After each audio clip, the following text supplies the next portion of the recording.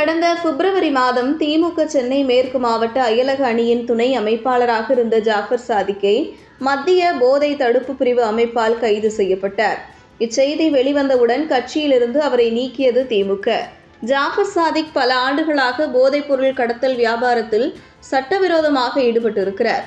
அவர் குறித்து தெரியாமல் எப்படி திமுக கட்சியில் வைத்திருந்தனர் அல்லது கட்சியில் உள்ள அனைவருக்கும் தெரிந்துதான் இவர் செய்யும் வியாபாரம் நடந்ததா?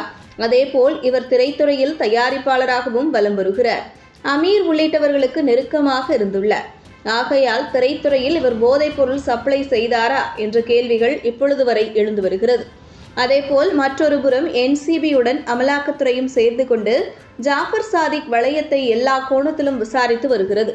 இப்படி இந்த விசாரணை தீவிரமாக நடந்து வர கடந்த திங்கட்கிழமை சென்னை கிளாம்பாக்கத்தில் திமுக ராமநாதபுரம் மாவட்டம் சிறுபான்மையினர் நல உரிமை பிரிவு துணைத் தலைவராக இருந்த சையத் இப்ராஹிம் மற்றும் அவரது கூட்டாளிகள் 70 கோடி மதிப்புள்ள மெத்தபெட்டமின் பொருட்களை கடத்தியதாக மத்திய போதைப் பொருள் தடுப்பு பிரிவு அவர்களை கைது செய்தது. ஜாஃபர் சாதிக் விவகாரத்தில் பலத்த அடி வாங்கி வரும் திமுக மீண்டும் அதிர்ச்சியுடன் தலையில் கை வைத்து பதவியிலிருந்து சையத் இப்ராஹிமை கட்சியிலிருந்து நீக்கம் செய்து துரைமுருகன் அறிவிப்பை வெளியிட்டார். கண் கெட்ட பிறகு எதற்கு சூரிய நமஸ்காரம் என்பது போல் கட்சியின் பொறுப்பில் இருக்கும் இவர் போதைப்பொருள் வியாபாரம் செய்கிறார் என்று முன்னமே இவர்களுக்கு தெரியாதா என்று மீண்டும் திமுக மீது விமர்சனம் எழத் தொடங்கியது.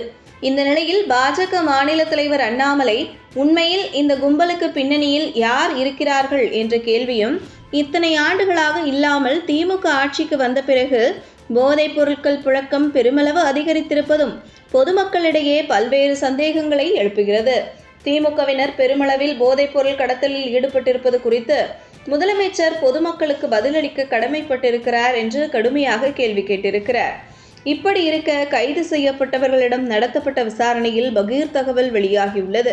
இப்ராஹிம் ராமநாதபுரத்தில் தொழில் வர்த்தகராகவும் திமுக பொறுப்பில் இருப்பதாகவும் காட்டிக்கொண்டு அவர் சொந்த ஊரிலும் கஞ்சா விற்பனையில் ஈடுபட்டு வந்துள்ளார்.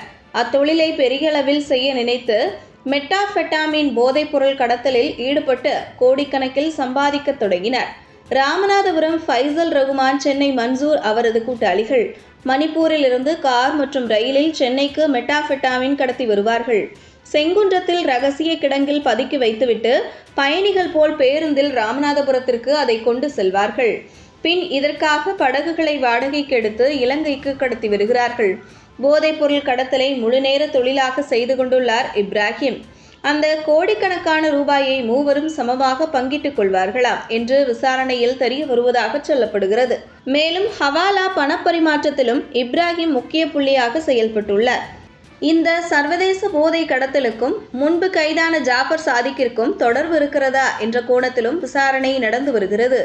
இதுபோன்று முக்கிய நிகழ்வுகள், அரசியல் தகவல்களை ஆழமாகவும் மாறுபட்ட கோணத்திலும் அறிந்து கொள்ள மறக்காமல் உங்கள் IND தமிழ் 24/7 பக்கத்தை பின்பற்றிக் கொள்ளவும். உங்கள் ஒவ்வொரு ஆதரவும் இதுபோன்று பல நிகழ்வுகளின் பின்னணியை அறிய உதவும்.